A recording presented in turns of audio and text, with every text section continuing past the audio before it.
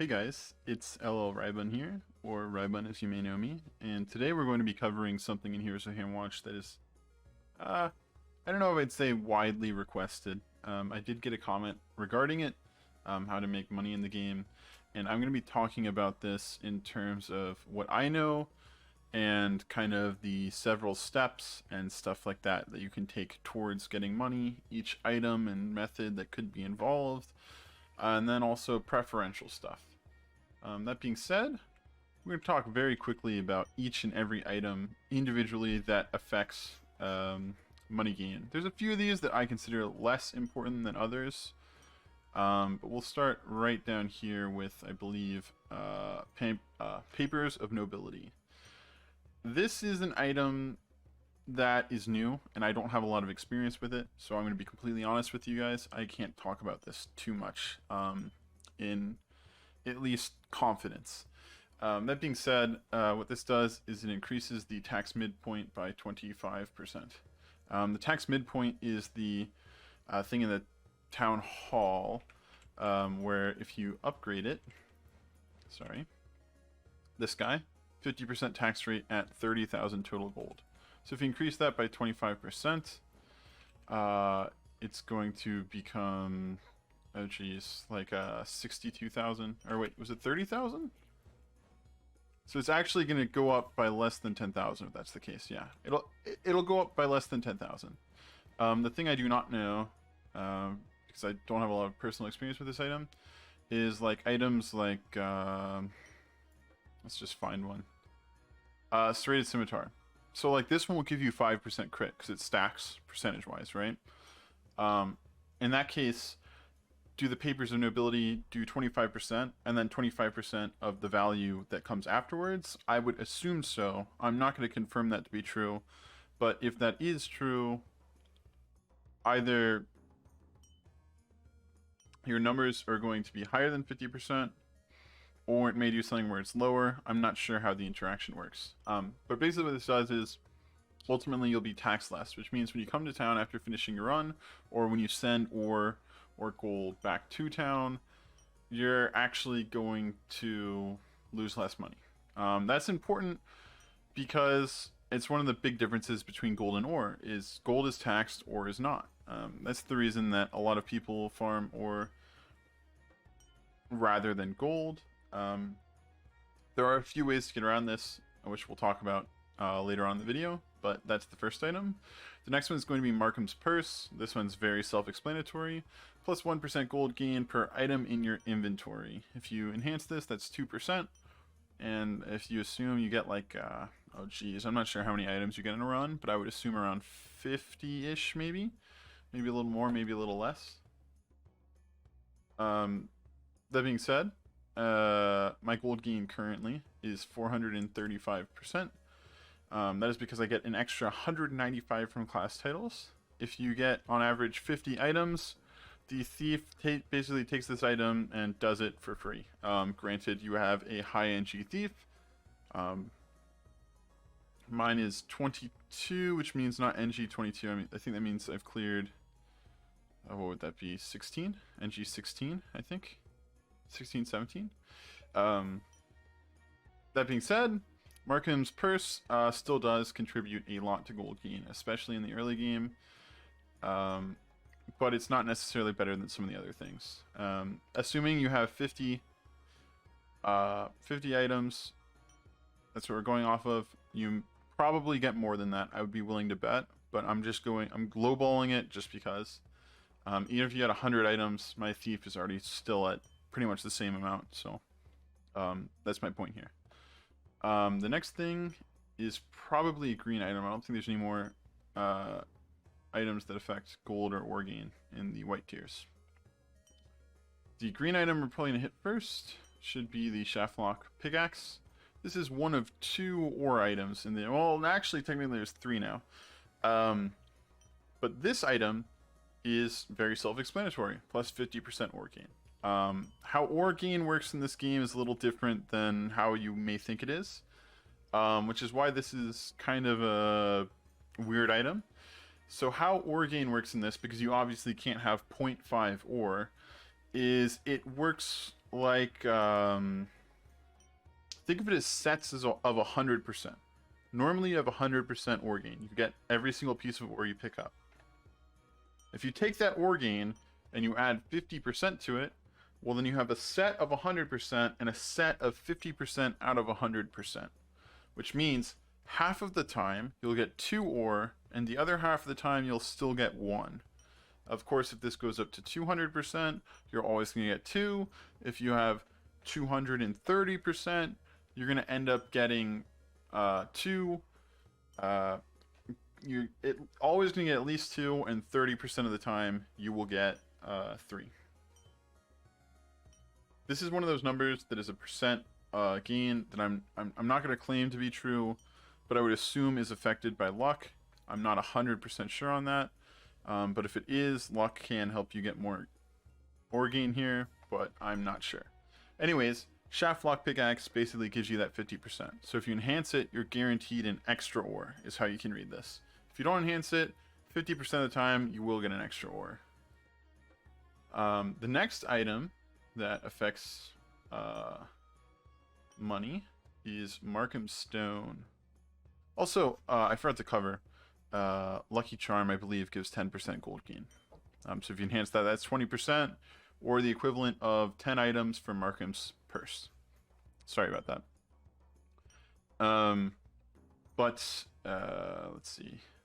Markham Stone. This one is 2% ore gain per item in your inventory. So if you look at it this way, Markham Stone is worse than Shaftlock Pickaxe until you have 25 items. Now if we assume you're going to get at least 50 items, you may get more, you may get less. You're guaranteed 100% ore gain every single time you go Markham Stone, which means, I mean, that's just a lot better than Pickaxe, right? Well, the difference is you're going to have to wait to get a lot of that ore gain. Well, here's the benefit of that, though. A lot of the ore you will see in here as a Hammerwatch comes from Acts 4, 5, and 6. Mainly 5 and 6. That being said, you're going to have most of your items by then, so usually Markham Stone is a better ore finding item than Pickaxe. In the case of the early game, Pickaxe will probably be better, because you may not be guaranteed to make it as far as you would if you know you can clear Acts 5 and 6. That being said, Markham Stone is a wonderful item if you are confidently able to clear the difficulty level that you're currently playing on. However, if you're playing with Pickaxe, you can play a lot more haphazardly and just hope for the best. That being said, I believe the next item will be Cloak of Many Pockets. And this one is 50% gold gain. You enhance this, it becomes 100% gold gain. So basically what this does is this emulates having 50 items with Markham's purse. In a lot of cases I would say this is better, because unlike Markham Stone and Pickaxe, Markham Stone being 25 items of Pickaxe, this is 50 items with Markham's purse. So usually Cloak of Many Pockets is better, but yet again, compared to the Thief, if you can get them to a higher NG, this is practically nothing. That's it for the green items for gold gain, I believe. Gold or ore gain. Now recently they introduced a new item, which I think is the only item we have left. And I think it's called Dwarven Pickaxe. I'm just scrolling through making sure that there's nothing else that I'm missing. Let me check up top real quick. Yeah. So Dwarven Pickaxe is the last item that affects economics. This item in particular is something that affects it indirectly, not directly, but constructs have a 20% chance to drop ore when killed. We're ignoring the damage done to constructs part, because that doesn't matter to us right now, but this essentially means whenever you kill anything listed as a construct in the monster book, they have a 20% chance to drop ore when killed. If you enhance it, you get two 20% chances, which means essentially you could get 2 sets of ore from constructs when killing them. That being said, this can create a large amount of ore for you, and that being said, this is one of the better items in my personal opinion. If you can get Shaftlock Pickaxe, and the dwarven pickaxe and Markham stone, you'll be raking in tons of ore. I had a run the other day where I got the dwarven pickaxe, but I got it in Act 3. And as you know, in Act 3, you've got lots of these banners hanging around. And whenever you kill these, they have a chance to drop ore. So ultimately, I got a ton of ore from that run because I had all of these extra ore drops coming in. That being said, here are all of the construct things. I usually play with spawners off. That being said, a lot of the constructs in this game are either traps like the Nova Tower, or they're spawners like the Guardian Pit, Skeleton Archer Pit, and stuff like that. So you're gonna miss out on a lot of these. In a normal Heroes of Hammerwatch run with stuff turned off, you're gonna run into barricades. You're gonna run into ballistas. You'll run into, of course, the Act 1 boss. Granted, you don't skip it. I think that's it. Oh, and the banners. In Pyramids of Prophecy, you'll run into these guys. And there's tons of sentinels in Pyramids of Prophecy, which is one of the reasons. Of course, I haven't tested it, but I would say that Pyramids of Prophecy definitely has a chance to be better than the Forsaken Tower when it comes to ore runs. But when we look at it too, as you can tell, we've got this Moon Guardian here. These guys, don't quote me on this, I've done the Moon Temple twice. I think these guys are the guys that come in Great Threats. So I'm not 100% sure on this. However, I think, and this is my reason for assuming that, is this large kill count here. If you don't know, in Moon Temple, towards the end, the last section of rooms, you need to collect these keys from these higher tier guards or whatever, but you only get 4 of those. And I've done it like 3 times, so there's no way I've killed 107.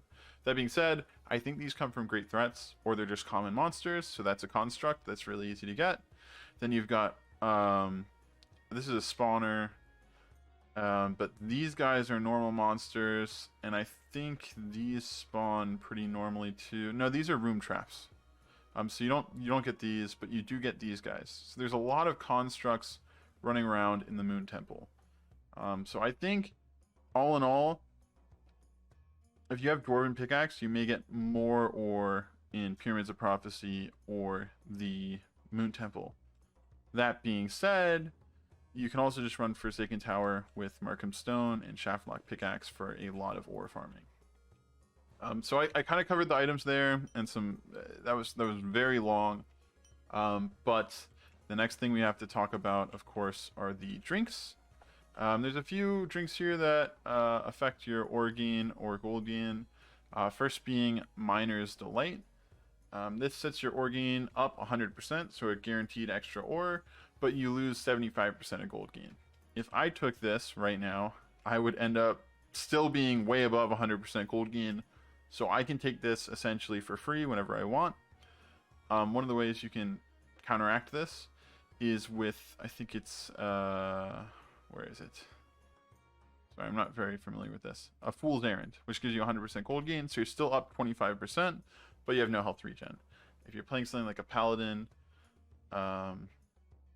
you can heal yourself still, and otherwise, if you have Symbol of Essence, or you have a Bloodthirst Ring, you're still fine. You can also do stuff like do Signet Ring or get health pickups. All these things still work, but those are the 2 drinks that are going to affect your gold gain and / ore gain.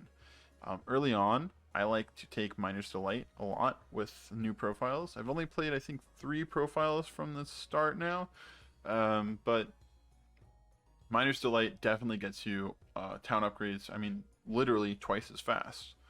Downside is you'll have less gold, but the reason that doesn't matter too much is usually what ends up happening in my new profiles, at least, is I end up with too much gold. I'll max out my blacksmith and I'll still need ore to upgrade him or get another level, so I have more things to put my gold into, or something similar to that.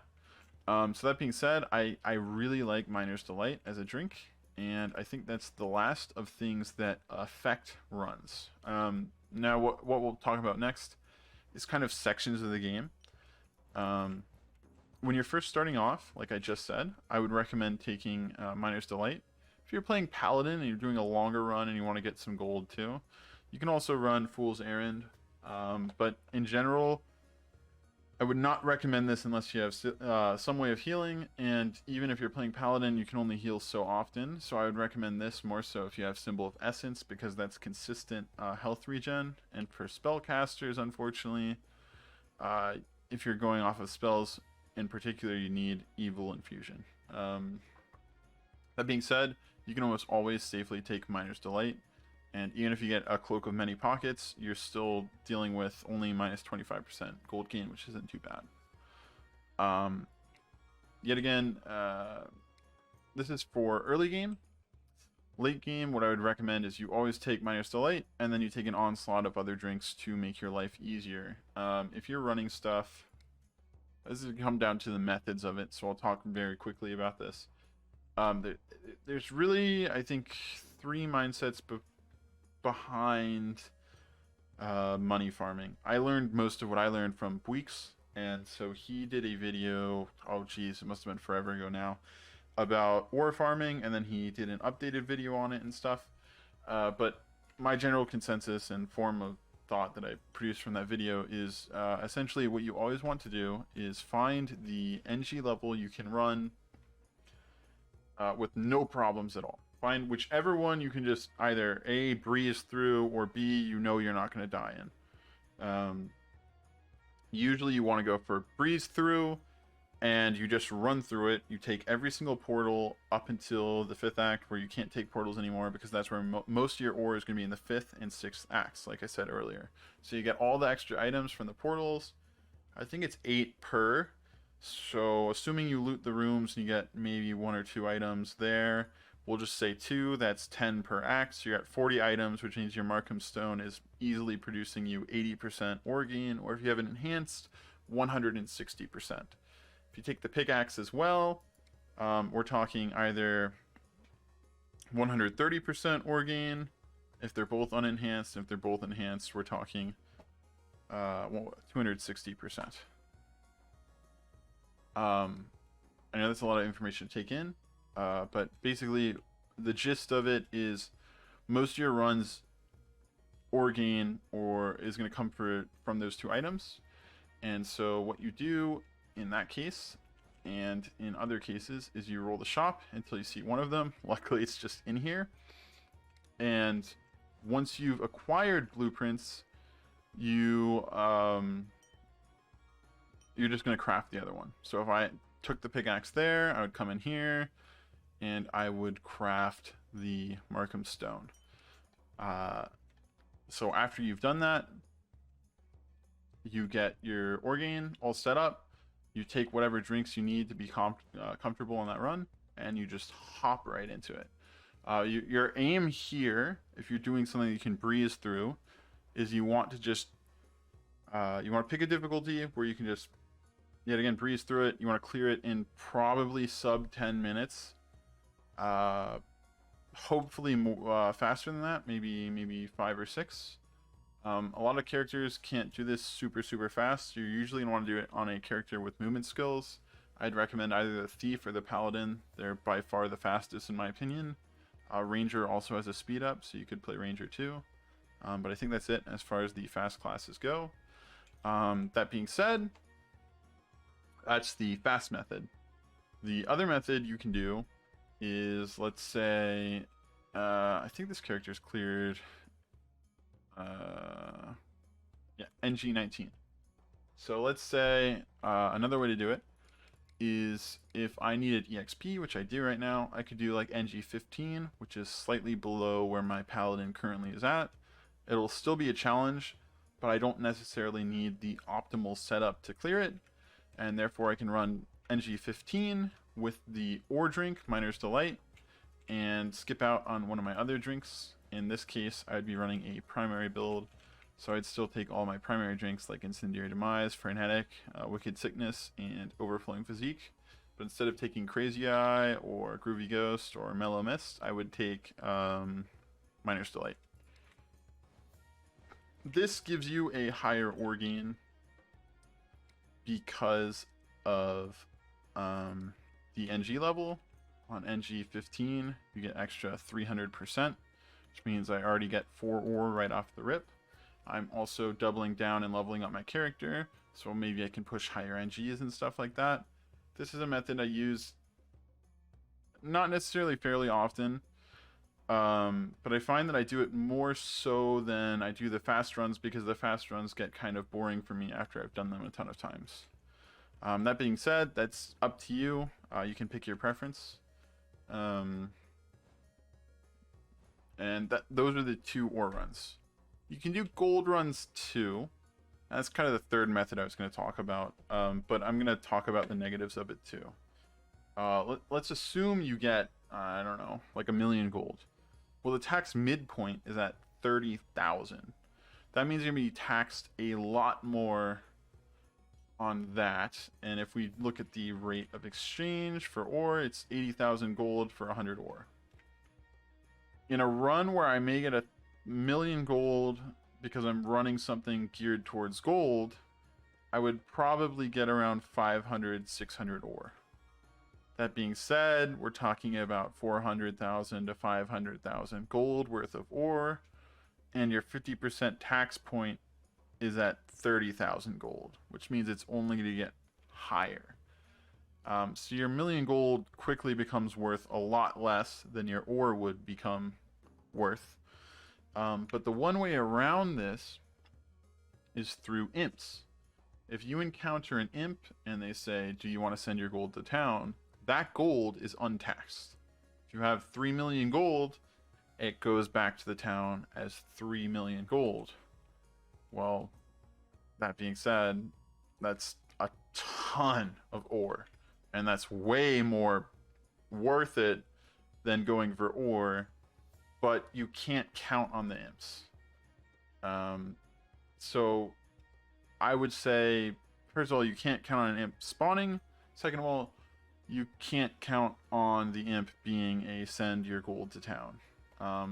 That being said, this has potential to be one of the fastest methods in the game. But also, that being said, you can end up, just losing all of your effort to taxes. So I would not recommend this method at all, pretty much. But one of the nice things is about the ore runs too, is you're going to be getting gold on the side. So really, it's pretty hard to beat the ore method. There's one more thing I forgot to mention. The other thing that affects gold gain in particular, not ore gain, is your fountain. I have a preset here, which is preset 4, which you'll never see me use pretty much because I only use it for certain things. But this basically turns on all the negatives that I'm comfortable with. I skip spicy potions because I don't like dealing with that confusion. I skip one-man guild because not getting class titles sucks. Plus, the gold gain that I lose out on for what I gain and gold gain here is not worth it. And I skip instant death. But everything else I take off. I take public holiday here, which sucks. But if you're doing ore runs, or gold runs in particular, you're going to end up not hitting a lot of shops. You'll hit one in Act 5, and you probably won't see one in the other acts. You could, but I don't think it usually spawns on floor 1 of any of the acts. I think it's usually either floor 2 or 3. So if you're portaling, you're just not going to see them. That being said, this gets you an extra 380% gold gain, which for me is almost double. So that's pretty significant. So this is definitely something you can do to increase your gold gain. That being said, I think I've covered most of my thoughts on the topic. I'm sorry if it was a little disorganized, but the last thing I'll do for you is I'll run an NG7 ore run, which is what I was doing the other day to get the footage for my trap videos. This is not necessarily the easiest difficulty for me. I don't breeze through it per se, but I skip all of the acts and I can get to the end fairly easily, and this is the difficulty I like to do it at, because 240% ore gain base is not bad at all. That being said, let me make sure everything's in order. I'll show you all the stuff I'm going to do. We'll talk about it, and then I'll kick into the run. So the first thing I like to do is, you know, obviously you want to find your pickaxe or your Markham stone.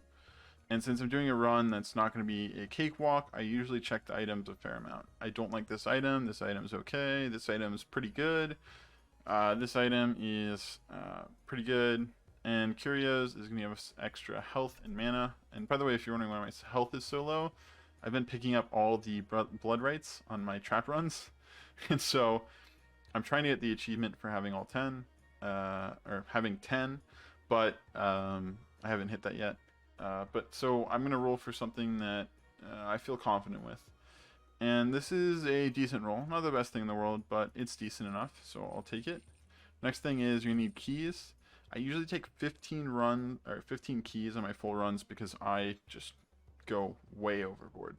For this, you're not going to encounter nearly as many chests because you're mainly encountering them in Act 5.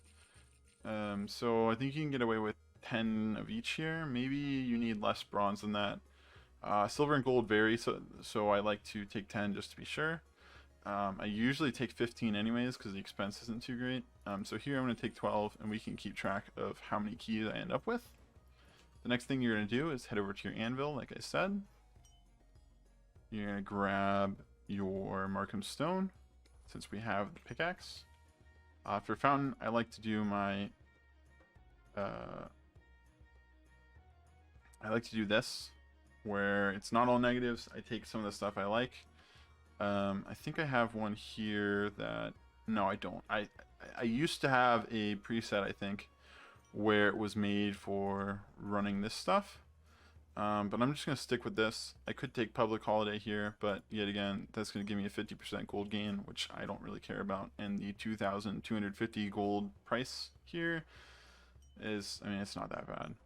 So we're going to take this one, which is my usual progression fountain. We're not going to change anything up for statues or blessings. I'll show you what I have just so you know.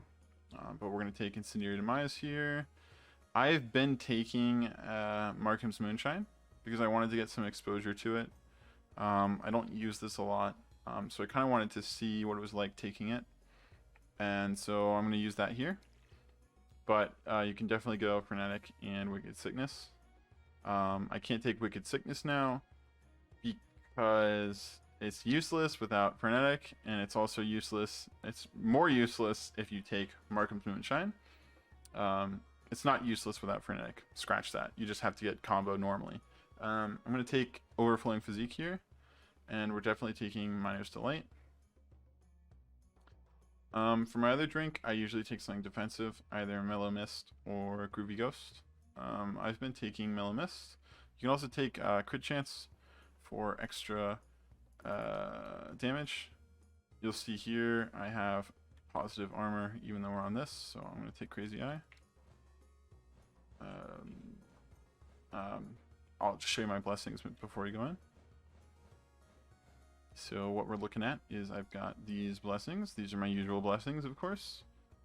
You're really going to want Blessing of Mind if you're running Paladin on any ore run, specifically because you can dash infinitely.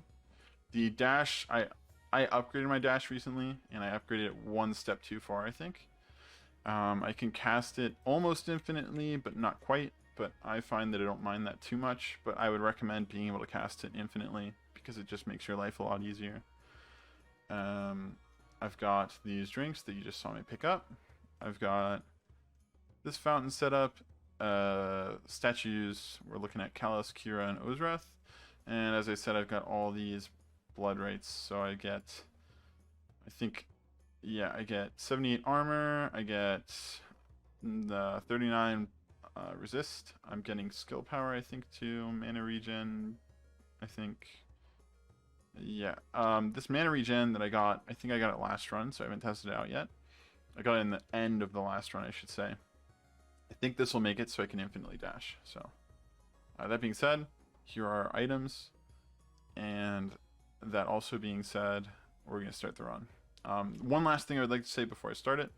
Like I said, I'm taking Markham's Moonshine instead of Frenetic and Wicked Sickness. The other reason that this matters is I'm not building luck or crit chance, so I'm much less likely to proc Frenetic, to get combo, to take advantage of Wicked Sickness. I find that this just makes more sense when you're kind of worried about living. And finally, NG7, and we'll hop right on in. Alright, here goes the run. One last thing, you're going to make sure that you pick up all the items you can that are easy enough to pick up. Because we do have Markham Stone, and Markham Stone is going to affect our gold gain, or our ore gain, sorry. And since we're taking Markham's Moonshine, it also affects our damage. So we get 3 items here, right off the bat. Grab the monolith, and I think that'll be it for this floor. We probably didn't miss any secrets because we got 3 items. Oh, never mind. We missed an item, and we've got an imp.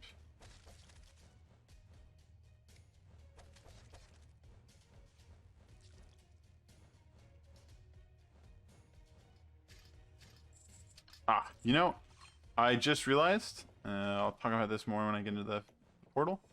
I totally forgot to convert my gold into ore before the run. The reason you want to do this is your taxes calculated are actually your gold gain, or your gold that you've gained and your gold at home. So if you have gold at home, you're gonna be taxed harder than if you had no gold at home. That's the other reason that if you're in a run, you generally want to not ore deposit or mine shaft drop, whatever you want to call it, where you send ore and gold back to town. If you do that, sorry, I'm actually talking completely crazy. If you do that, you're gonna end up with less gold. I believe because it gets taxed twice, but I'm not doing the math in my head. That being said, if you make it to Thunder Snow and you beat Thunder Snow without dropping your gold, I think you actually get taxed at a slightly less high rate than if you were to drop the ore or the gold.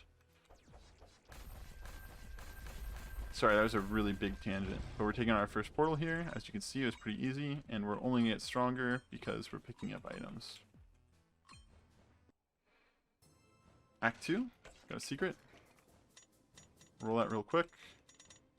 That's a green.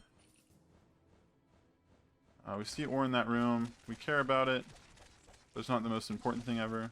So we'll keep our eyes peeled for the button. But our main thing is speed here. We don't want to take too long. I usually try to kill minis because they can drop items. We see the button. It's down here.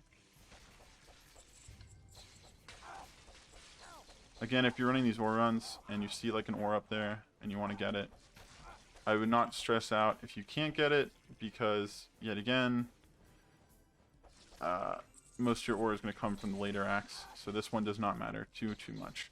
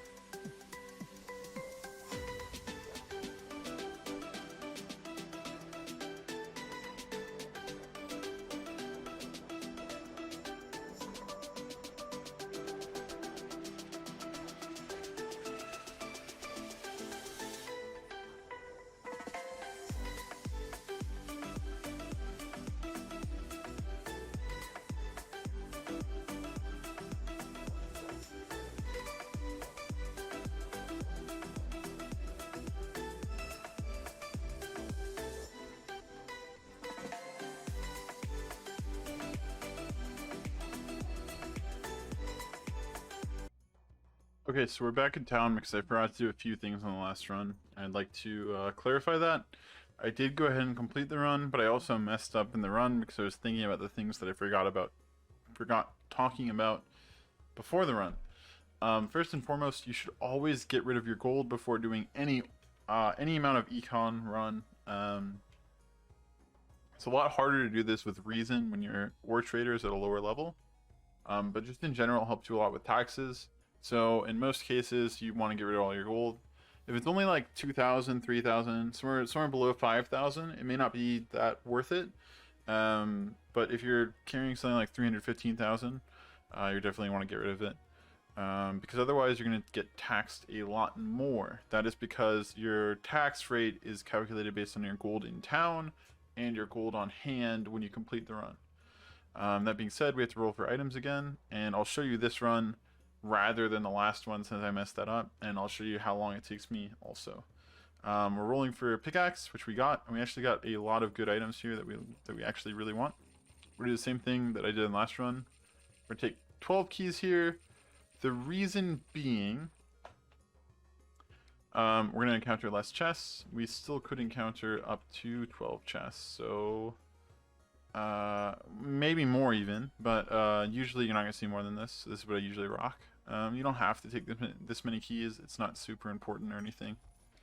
We're going to take a Markham Stone from the Magic Anvil because we got a Shaftlock pickaxe in the shop. If it's the other way around, if you roll Markham Stone, you take pickaxe from the anvil. For my preset fountain, I run my preset 1, which is my progression 1. I run this because a few reasons. Right now I'm trying not to die because I'm trying to stack my beautiful blood rights, which I just got a new one. And the second reason is I find it a lot easier not having to deal with a lot of the stuff. You can run full negatives, but there's also some positives you want to take. Usually, if not always, you should take glass walks on these. I'd also say you want to take imps. I also like destroyed, the no trap hallways and the destroyed spawners are super useful. Some of the other ones you may not necessarily need to take, but that's what I'm taking. I also explained that I'm taking Markham's Moonshine because I wanted to try it out. I don't take it a lot, and it also feels a lot more appropriate in this build because you usually don't have any luck or crit hit chance. Although this time I probably should have gone the other one because I do have luck and I do have crit hit chance. However, I am going Markham's Moonshine. I'm basically taking my primary drinks. So I'm taking Overflowing Physique. I want my Orgain. And for my last drink, I'm probably going to end up taking Mellow Mist. Or Crazy Eye, but I'm going to take Crazy Eye because I want to do more damage. And I also have a surplus of armor. That being said, I'm still running my default blessings. On the Paladin, you're always going to take Blessing of Mine for this, because you can dash infinitely. My dash is currently at a place where I cannot always dash infinitely, because my mana regen can't keep up. However, I recently got a Blood Right for mana regen, so that may actually improve this. I think it did, based on last run, but I also had, I think, like 3 of the rings of regeneration, so I'm not sure if that's completely true. That being said, we're looking at 468% Orgain right off the bat, which is very significant. And we'll get this run on the road. We're running NG7. So yeah, I have these blessings, these drinks. I'm running my same, the fountain I showed you. These 3 statues, Callus, Kira, and Ozreth. And I have all these blood rights, which is why my base health is so low, even with Overflowing Physique. And we'll get right into the run.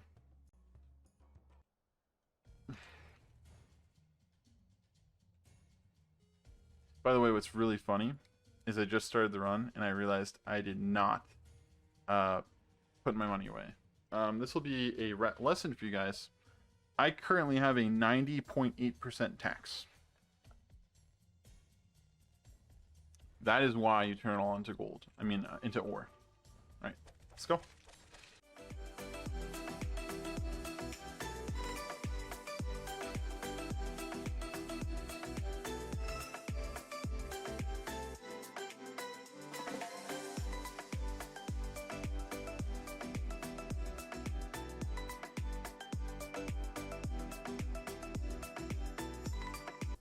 Let's see what that does to our taxes. I'm kind of curious. 86%. So it went down a whole like 4% from what we had before. So it's actually going to be pretty significant in terms of the tax reduction.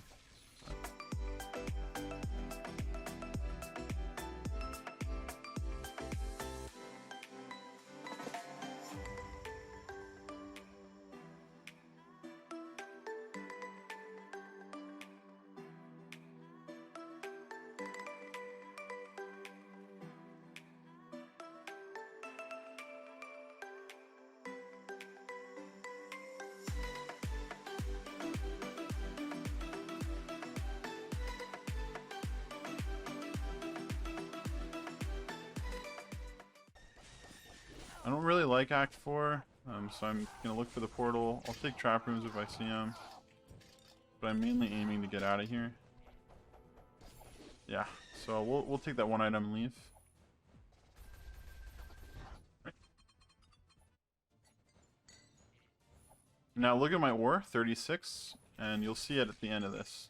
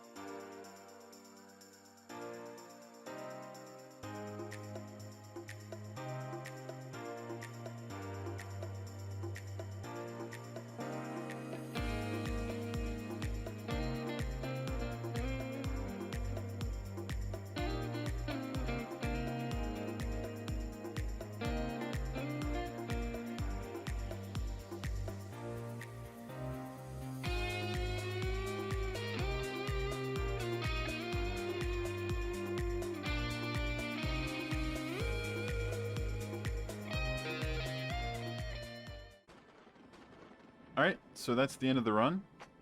Let's go over some stats here.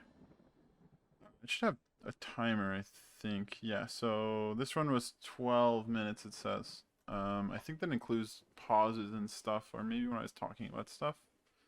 No, maybe it doesn't. Actually, yeah, this was a 12-minute run. So not the fastest run. But we got 516 ore. Which means essentially we've gotten around a little under 50 ore per minute, which is pretty good. And we got 30,000 gold stored, but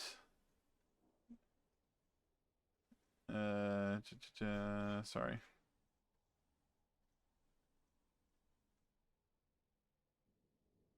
Maybe I can't get it.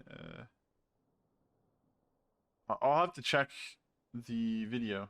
But essentially we only got 30,000 gold, and I think we had like 150k. So as you can see, like, because I didn't put that gold away, I got almost nothing from this run in terms of gold gain. It maybe paid for the run and did a little bit more. But yeah, you always want to make sure you convert all of your ore to all your gold to ore before your runs. That being said, I think my failed run and this run conclude what you can expect from ore farming. Do whatever's comfortable for you, just in general. Don't feel like because someone else can run NG5, you have to. You can work out numbers if you want to. I found a long time ago, I could run NG, this was a very long time ago, I could run like NG3 fairly confidently. But I found that NG0 was still faster because there was only a 60% golden ore gain. But because I was able to run NG0 so much faster, that was what worked better for me at the time. Now I think it's probably around NG7, just because I get a fair amount. Although, honestly, if I had a really good NG0 run, it may be able to compete with it. That being said, I hope you guys enjoyed this video. I hope it was helpful. I'm sorry if there's a lot of content. I kind of was not wishy-washy. I was kind of all over the place where I talked about each and everything. In general, what I would, I would say you always want to take the miner's delight if you're going for any amount of economy run. Ore is super important.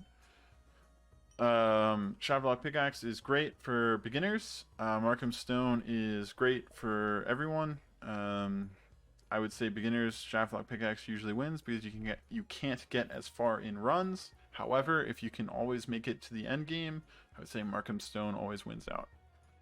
That being said, I hope you guys enjoyed this video. I hope you guys are enjoying your new year of 2021 and it's treating you well. And I will see you guys in the next one.